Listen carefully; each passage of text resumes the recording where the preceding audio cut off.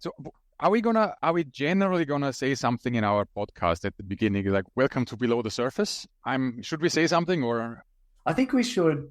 Yeah, I think we should have like this is Below the Surface, and I'm Gunnar, and I'm James. So I actually like the idea of us maybe alternating the intro, maybe each week or like each pod, one of us alternates, and we just, you might say, whoever's doing it might say, welcome to Below the Surface. You're with Gunnar and James, and then maybe we could have one of those little tagline that we talked about. The little. Should we say that we are contaminated sites consultants? I don't know. Hello and welcome to Below the Surface. I'm your host, Gunnar Hyde. See, this is already not working. I can see that already. Hello and welcome. We don't have to do this, so here's an alternative. You could just say, hi and welcome to Below the Surface, the podcast that the industry needed more than the POEO. Yeah, that's a good idea. We don't have to introduce ourselves, I don't think. Well, I'll try it. Hello and welcome to Below the Surface, the podcast that our industry needed more than the recent changes to the POEO Act. How do you like that? I do. I'm your host, Gunnar Hyde, and my co-host is James Hammond. James. Hi, Gunnar. This is a good one this time because we hardly had to do anything. Yeah.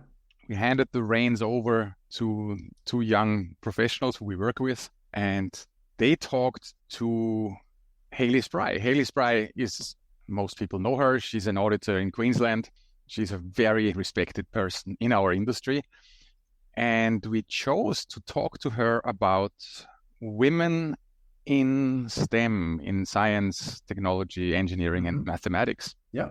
And since we have much better qualified people at hand to interview Hayley, we thought we hand it over to Sophie and Laura. Yeah, to two young women in our team who I guess can talk from personal experience about a lot of these things. And we're really keen to talk to Hayley and get her insights on her career in the industry.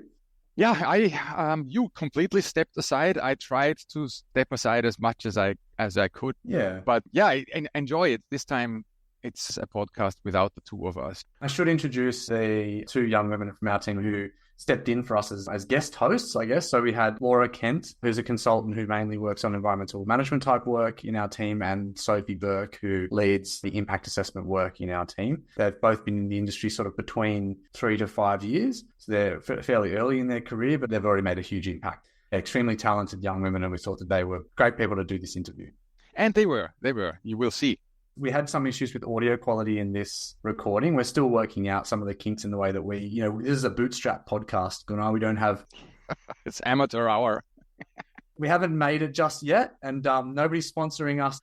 So we will improve our recording at some point soon. But yeah, please just hang in there because it doesn't detract from the conversation. It's still an excellent chat. But yeah, we do apologize. There are a few crackly moments. So off you go. Listen to what they have to say. Big celebration. We have a great achievement inside 4 Pillars, and we all had lunch together. Oh, good. So if we sound a little tipsy, there's probably a reason for that. Well, it'd make it a whole lot more interesting, hey? So I have already warned you, Hayley, that we will ask you, say there's a Hollywood director comes along and says, hey, I followed you on Instagram, and this is just, your life is riveting.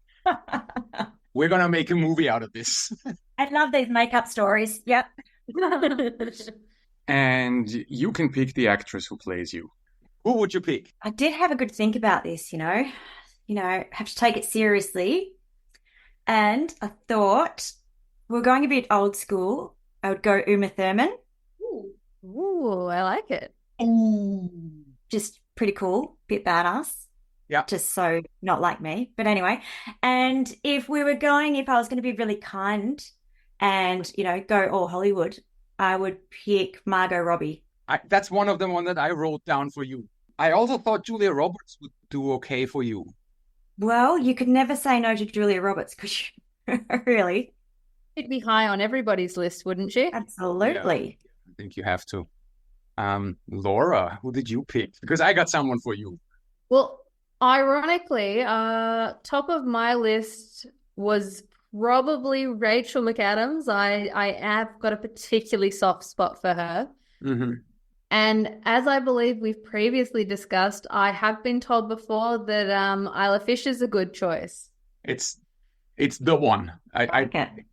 that was when I thought of asking you that question. I thought Isla Fisher is the one. Yeah. Sophie. For me, I also had to think about very hard about it. I had to ask my partner, Jordan, and he suggested Jennifer Lawrence. Ah, good one. Yeah. Which I can definitely see. I like to think I'm that funny. Like, I would like to actually put a caveat in this. I was playing like Hollywood make-believe, not actually who I think. I don't want anyone to think. I actually think I look like Margot Robbie here. Or Uma Thurman. You're giving her a good run for her money. This is not who I think I look like. This is who my like dream person to play me. Margot Robbie. Yeah, I can. Yeah. Yeah. I had Kate Hudson for you. You got to be happy with any of Julia Roberts, Kate Hudson, Margot Robbie. Whew, yeah.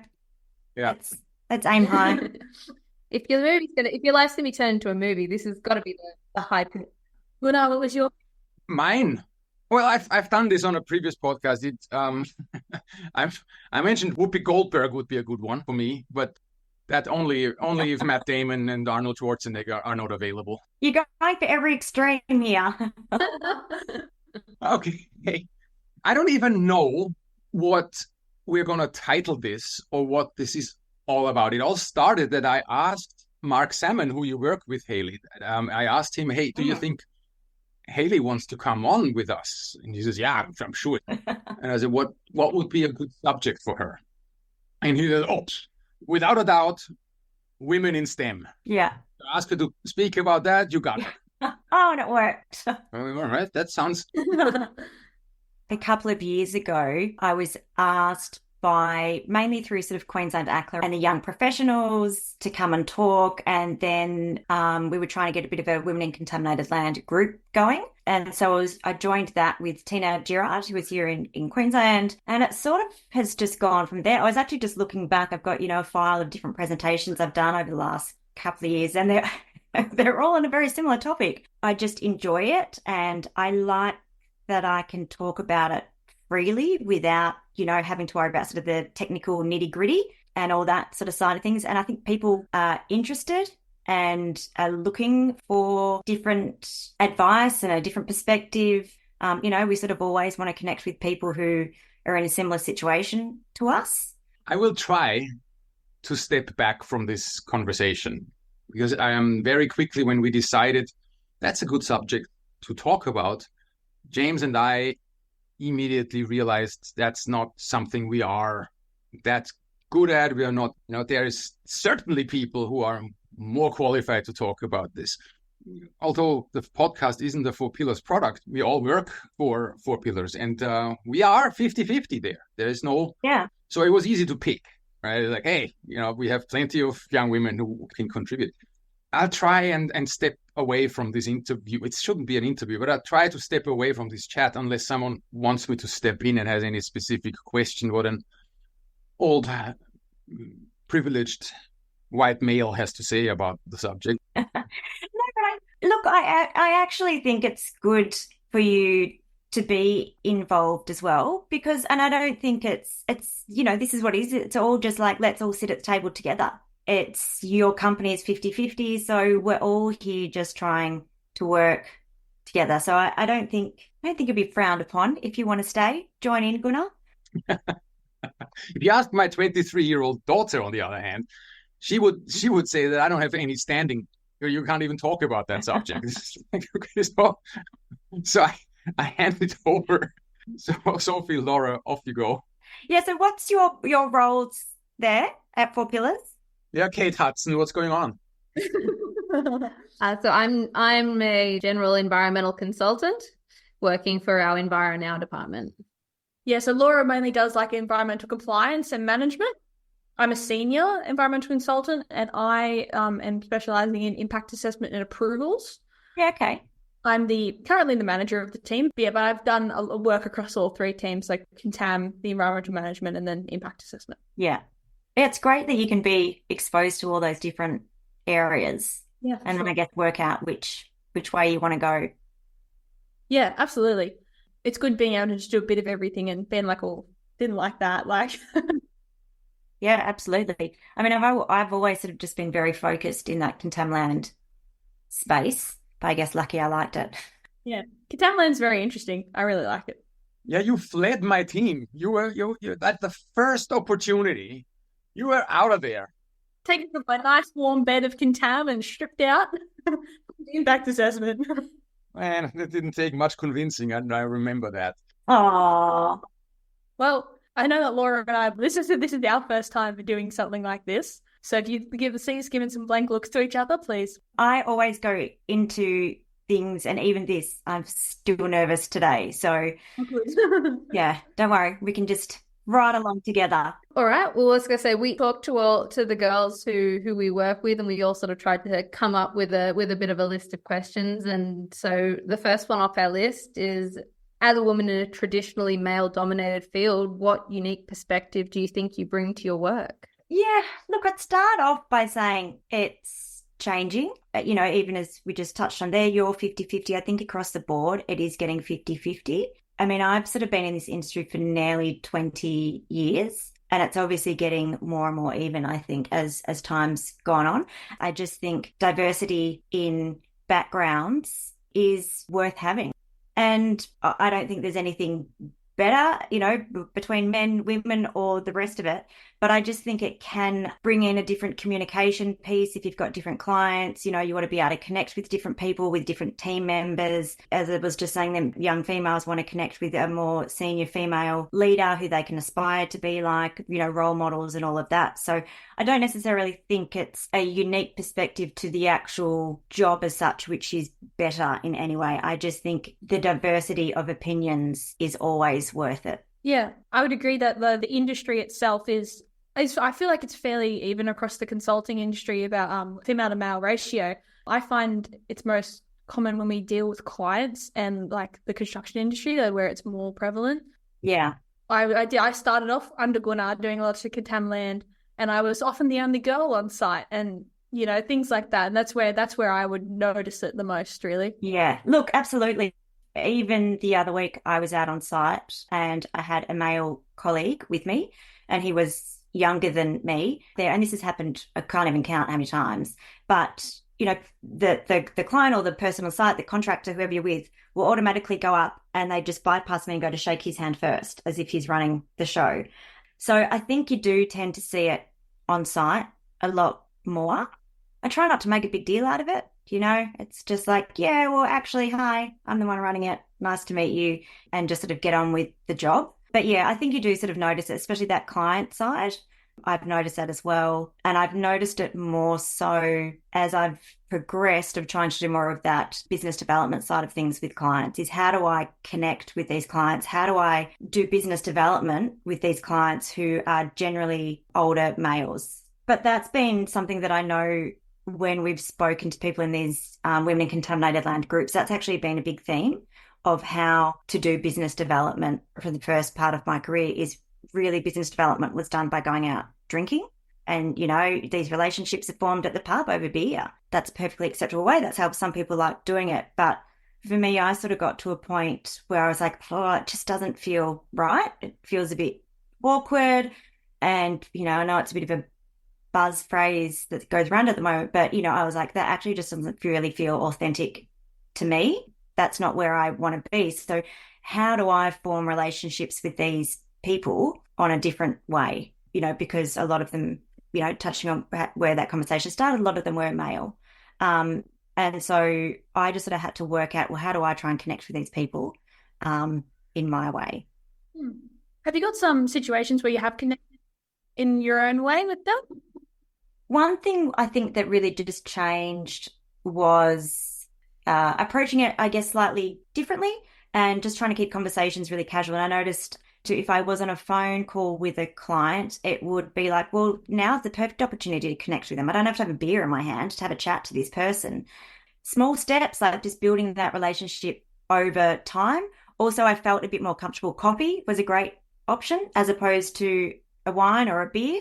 Still like going out for beer and wine with people, and I still do that, but it's just not always, the thing that you want to be doing in some situations. And I remember quite a while ago in my career, And, someone more senior to me was saying, yeah, go down to Melbourne and take this client out for dinner and, buy a good expensive bottle of wine and da-da-da. And he was a similar age to me, and, it didn't matter what either of our marital status was or relationship status. I was just like, oh, just feels a bit awkward. Whereas I think if that was a male colleague of mine inviting him out to have a beer, that would have been like, yeah, cool, no worries. But there was nothing untoward about it, but I just thought, it feels a bit awkward, and I didn't want to put him in an awkward situation either. So, I think I just took it back to coffee, very casual, catch up, lunch, those type of things. So nothing, I've got no amazing tips or anything. And it was just, I guess, slowly building those relationships over time. I would have said I can very much relate with the slowly approach. I feel like with some of the work that I've been doing recently, the best approach that I've found is to constantly feel like I need to keep reiterating, we're doing this together, we're working on the same team. I'm striving for the same goals that you are, and just reminding people that I'm just the same as anybody else. I want to see the project get to the same point. Yeah. I see all of these goals achieved. I don't want to make your life any harder.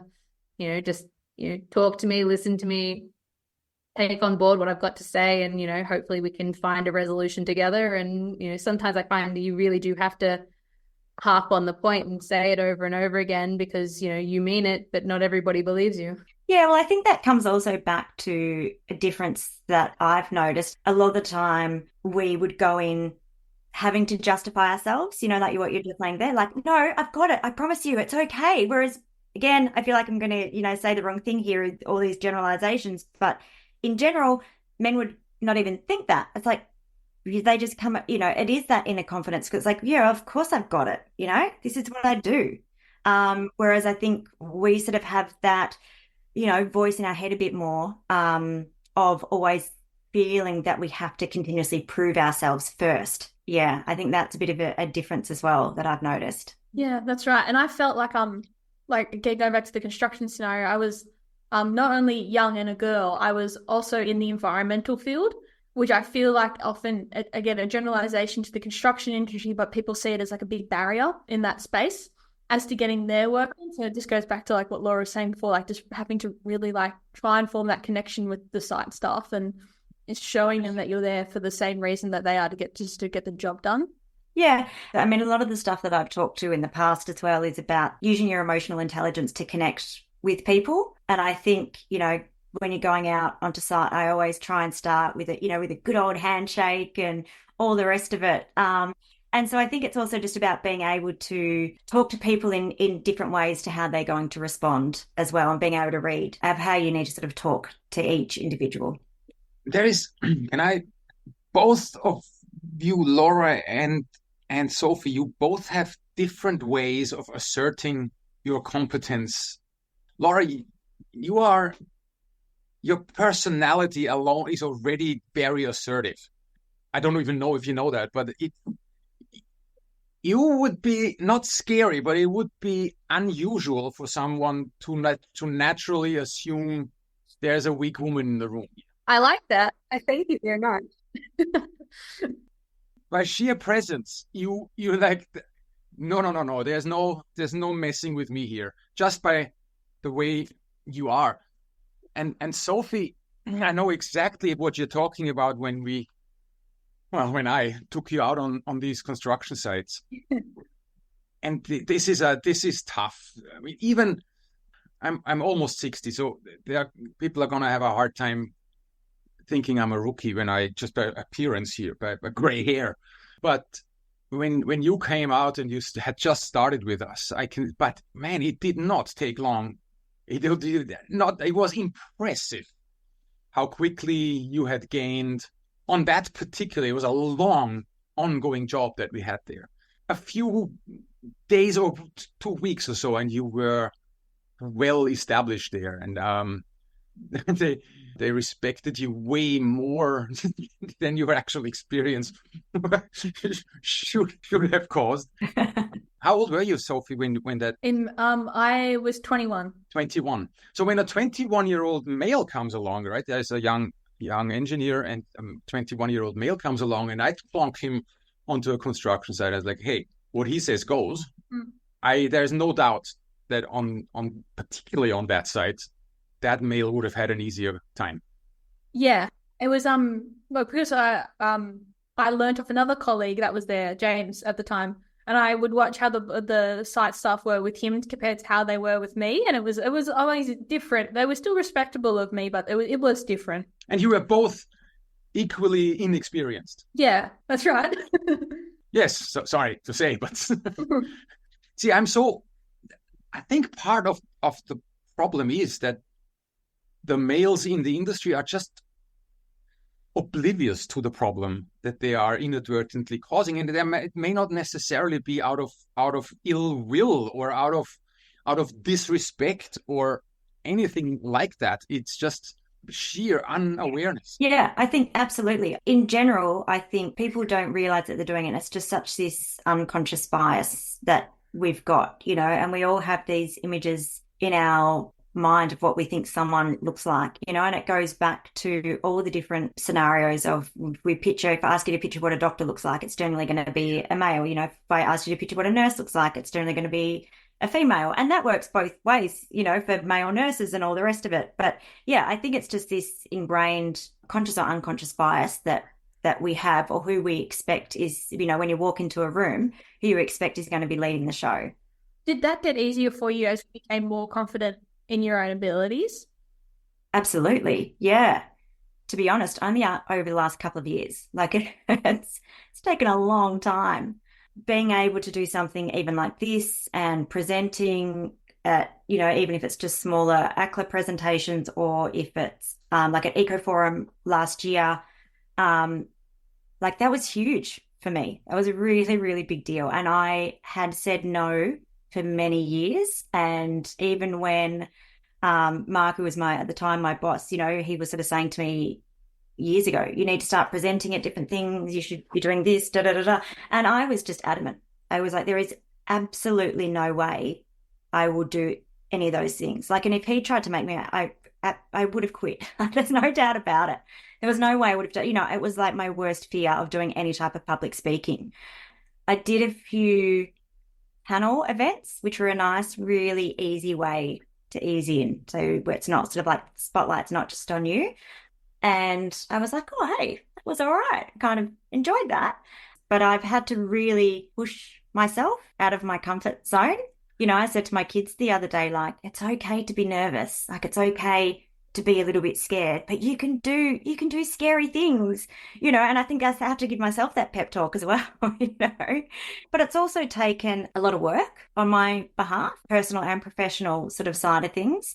When I was doing the presentations and things like that, especially the EcoForum one, I was just constantly trying to listen to how do I, TED Talks and podcasts and YouTube videos about public speaking. And trying to just skill up on these, the soft skills that we don't get any training in. I was going to say, I think I remember you referencing in one of your Alga talks the use of the Superman pose, or the Superwoman pose, as we maybe prefer it. Yeah. I saw it in your talk, but the first time I saw it was ironically one of Gunnar's points that was earlier in the day for icebreakers is the movies and TV shows of personal preference. And for me, that's always been Grey's Anatomy as my guilty pleasure.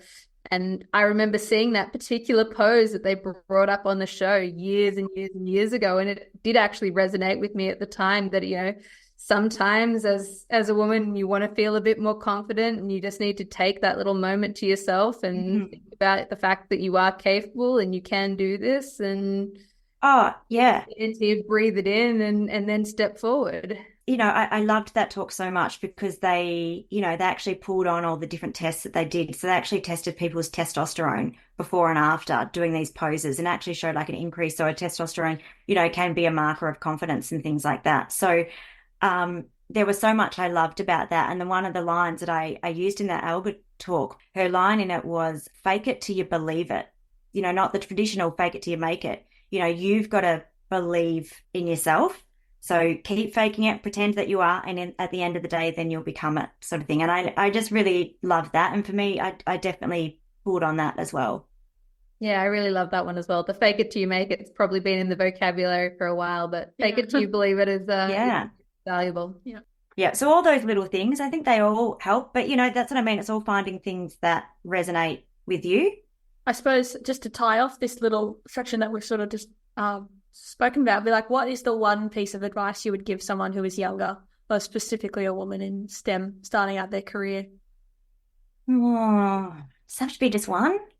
I would have two. How's that sound? There's lots. All of the things that we've just talked about then, of believing in yourself, having confidence in yourself and your own abilities. Be proactive about your career and where you want it to go. And that doesn't mean you have to put in some boring hard yards, to be honest. Like, you've got to do the groundwork, but don't wait for people to always be offering you. Like, try and drive it yourself. And that also means doing the background reading, doing the research, doing all of this. And then if there's a certain course that you think you want to go to or whatever, do your homework and justify why you should go. So just really taking ownership of it and driving it yourself. That's a good too, I think. I was going to say, I guess I wanted to jump back into earlier. You mentioned about, as a woman in STEM, there's sort of, you want to draw from the people around you and somebody that's inspired you and in your career to date. And maybe in your case, is there anyone in particular that comes to your mind for somebody who's really helped to push you forward or drive you through some of the hard times? Oh, look, I think it's a range of people. I've never had sort of a formal mentor or done a formal mentoring program or anything like that. But, I've worked with Mark Salmon here at Easterly Point now for coming on 20 years or something like that.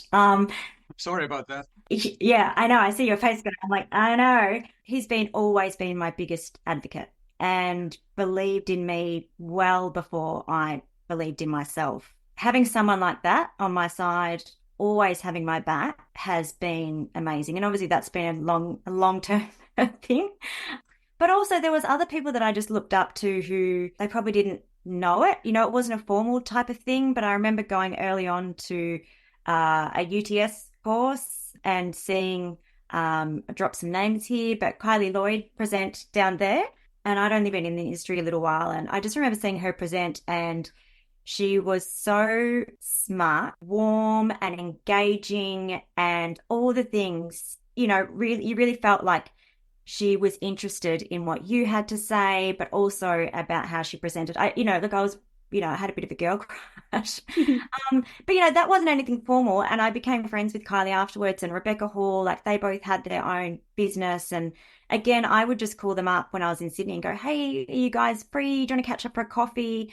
So it wasn't anything formal, but it was still someone that I could see who were where I would aspire to be, that I could look up to. I was on the committee for the INZ for a little while, and I met a lot of also very accomplished people in that, and I made some good connections. But making the connections with people who I perceive as like industry leaders is always very scary. I found.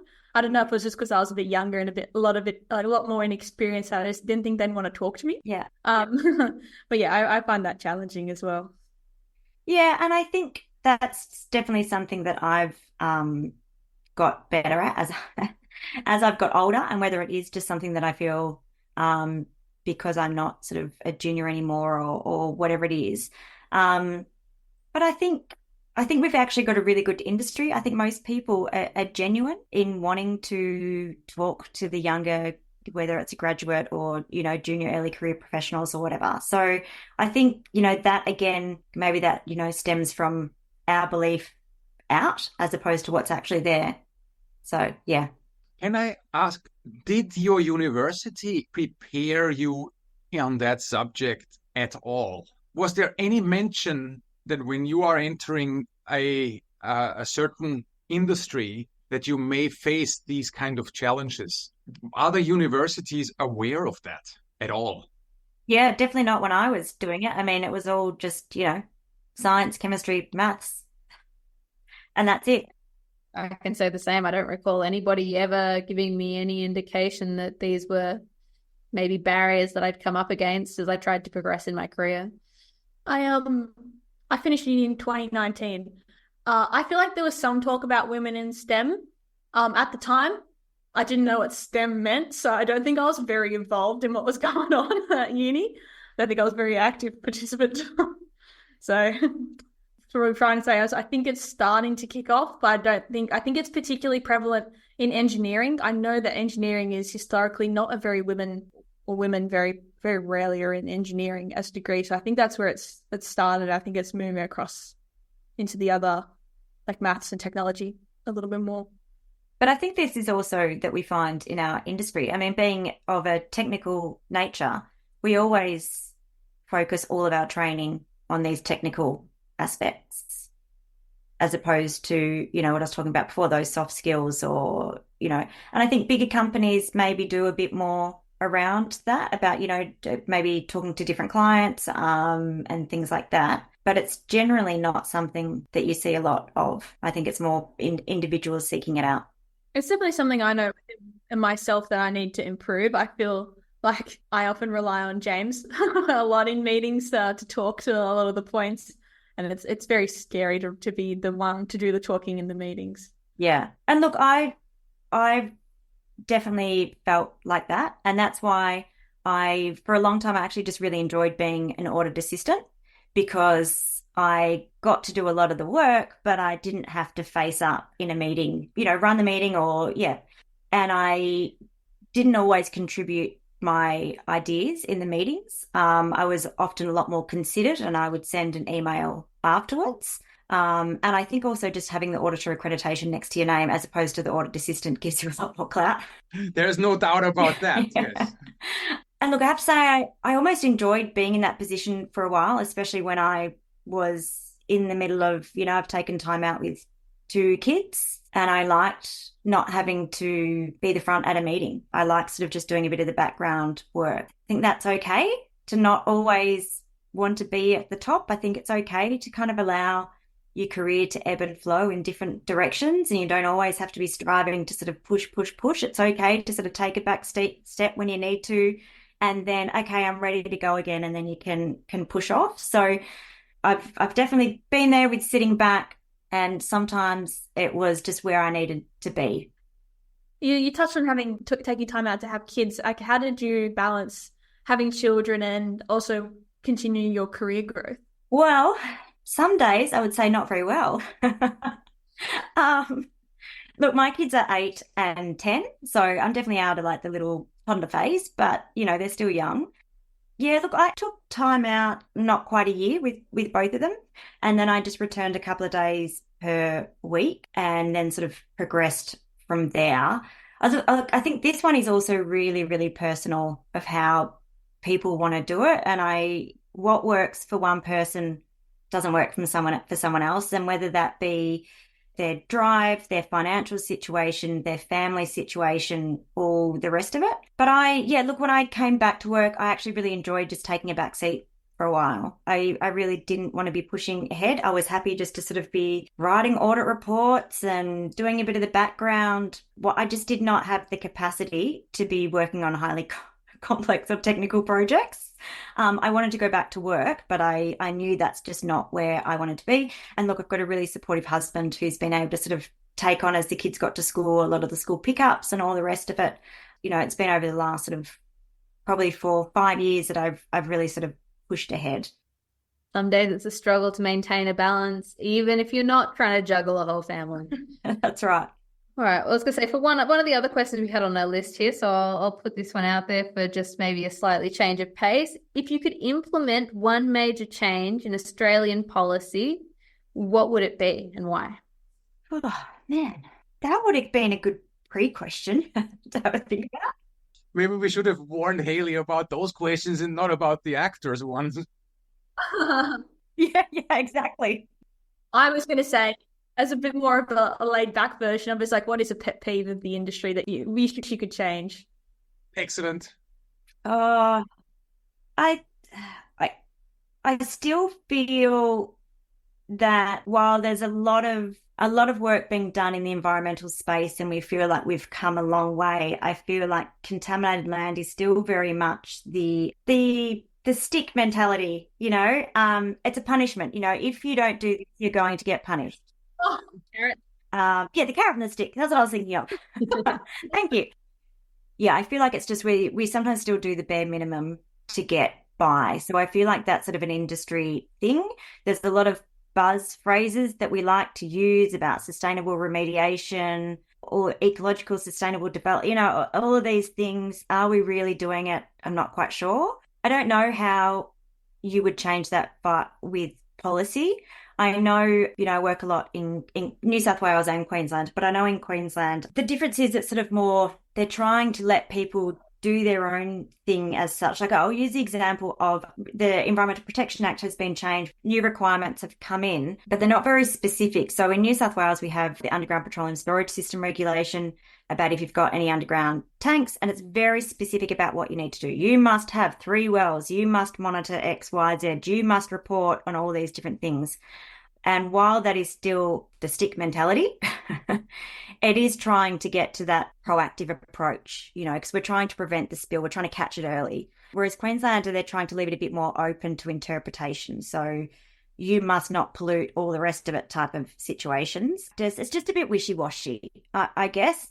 And I feel that people are not willing to spend the money for wishy-washy scenarios. And when a consultant comes in and goes, great, this is best practice, this is what I think we should be doing, it's like, yeah, but do I have to? Because if I don't really have to, then maybe we don't do that and we do it this way. Still think there's a long way to go in our industry. I think with everything, it has to come from policy government down, and then it has to come from industry wanting to do better as well. And my pet peeve, I'll just say that, is capping, when people do capping and containing and they've got contamination or whatever underneath, and we go, okay, we're going to cap and contain it. That's fine. Don't mind the cap and contain situation. I think that's okay. And then they go and put a whole lot of plastic back in the ground, of builder's plastic or some sort of liner back in the ground. And to me, it just conceptually makes my brain hurt of why I get the whole marker layer thing. I understand all of that, but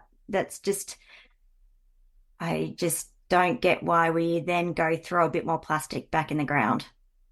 That's an interesting one. I haven't thought about that before. Yeah, and now that hopefully you've seen it, you'll pick up on it all the time and go, do you really need that?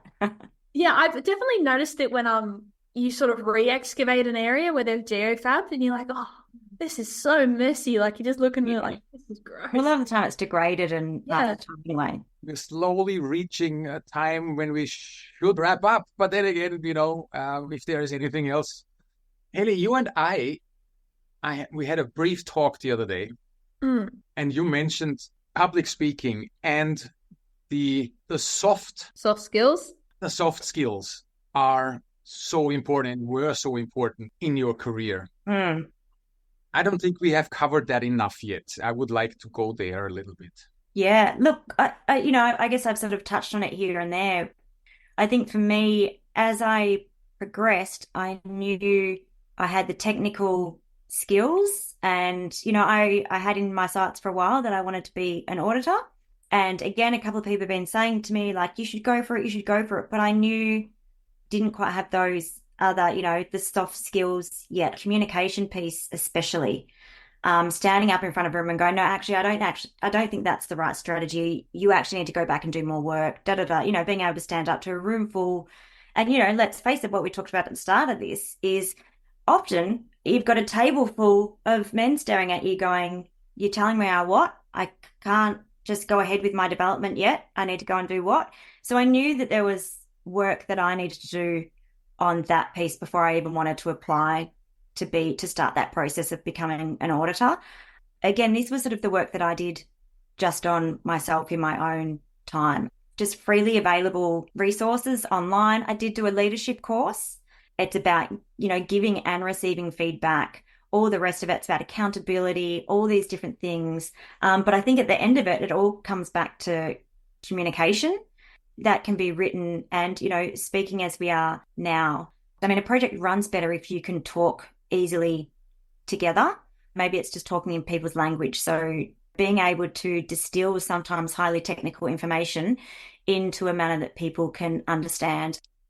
But yeah, all of that was something that I just realized in myself that I was going to be limited in how far that I could actually progress without working on those skills. And a bit of a driver as well, the auditor process, for those not familiar with it. I did mine in Queensland, but I think it's very similar in all the states. But it's a written exam and then an interview, which the interview is part technical. And then you actually have to write an application as well at the end to demonstrate and show your projects and your experience, and have, be supported by a team. They're not just looking at your technical skills, because that's what they had the exam for. It's really comprehensive. It's a long 3-hour exam. You've got to get 85%. For ours, it was 5 different categories. You've got to get over 85% in each category. So that sort of covers off a lot of the technical basis. But I knew that they were also going to be looking at how you could hold your own. Like, we want to know that you can stand your ground when you're challenged and be able to communicate these. So that also triggered for me a big driver to work on those skills as well. No, I was just going to say, besides communication, what other key soft skills would you say you have that you worked on?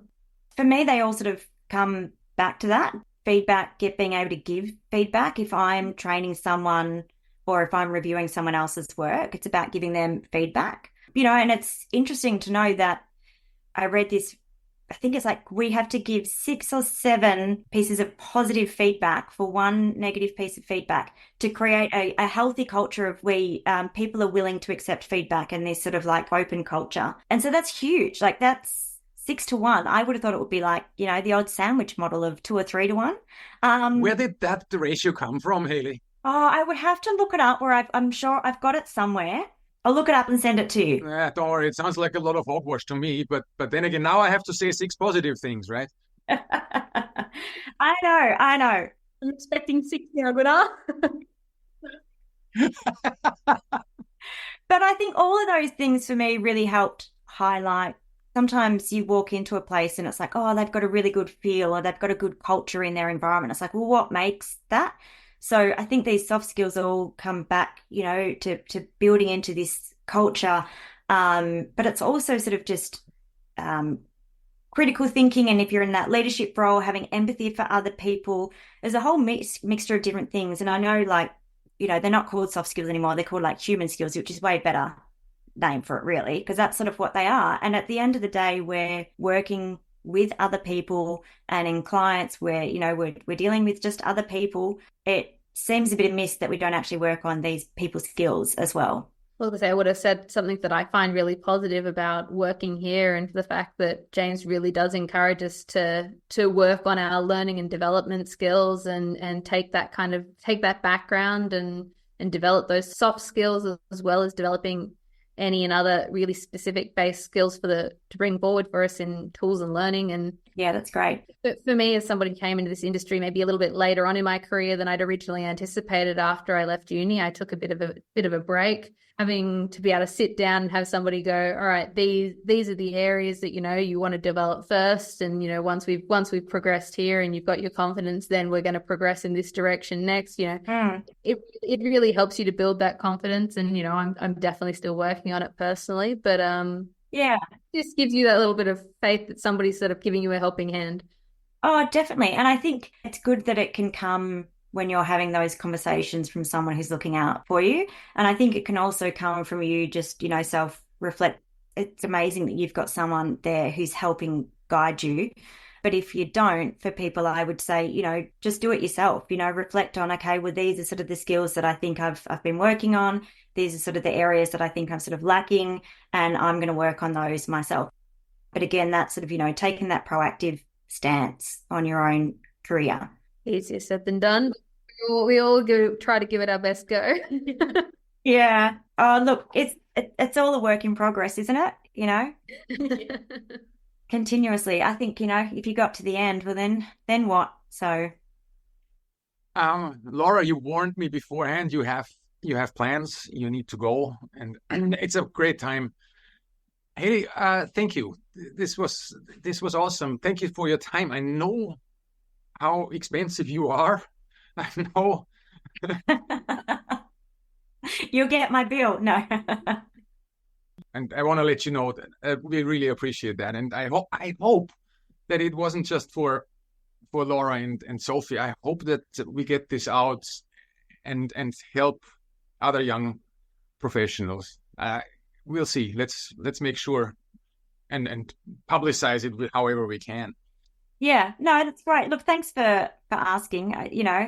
It's always nice to be asked to do these things. I was still nervous before coming on, so it's always good to keep pushing yourself out of your comfort zone. It's funny. But when you mentioned us on your LinkedIn, Haley, or whatever it was, yeah, I noticed a download spike in our podcast. Wow. Yes. You must have a big following out there. Oh, no, that's great. And I'm glad, because sometimes I think it's just people don't know about it, do they? And it's just really getting the word out. Even with the LinkedIn stuff, I mean, that's just really, I just started that because I was in a small company and I didn't sort of have a big name behind me, and in a regional area, I don't live in the cities to be able to always go to the events and things like that. And I was sort of like, well, how do I differentiate myself from, hundreds of other consultants, really? I've really enjoyed doing that and sharing more, and again, like running theme, connecting with people, some people that I know in person and some people I don't know in person, but making all these different connections in the industry and then further as well. Well, thank you, Haley. Thank you. Any question? One more question? No, I was just going to say maybe connections should be the theme of or the name of the pod of this one, mayhaps. The connections. Thank you to Sophie and Laura. I know this wasn't ever so that easy for you guys. So thanks for doing that.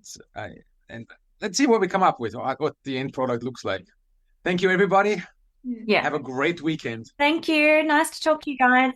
Yes, thanks, Haley. Lovely talking with you. Yeah, thank you. Bye.